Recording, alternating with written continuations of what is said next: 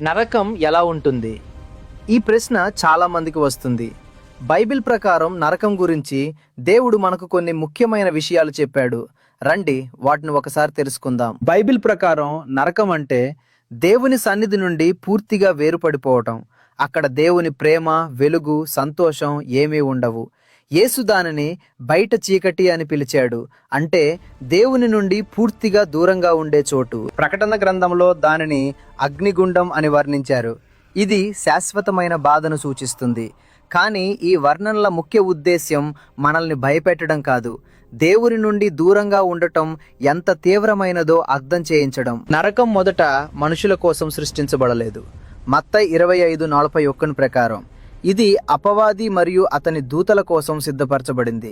కానీ దేవుడు మనకు స్వేచ్ఛనిచ్చాడు. ఆయనను ఎంచుకోవడం లేదా తిరస్కరించడం మన చేతుల్లో ఉంది. అయితే అసలు గొప్ప వార్త ఏమిటంటే దేవుడు మనల్ని ప్రేమిస్తున్నాడు. యోహాను 3:16 చెప్తుంది, దేవుడు తన ఏకైక కుమారుణ్ణి ఇచ్చాడు, ఆయనను నమ్మే ప్రతి ఒక్కరూ నశించకుండా నిత్య జీవం పొందాలని.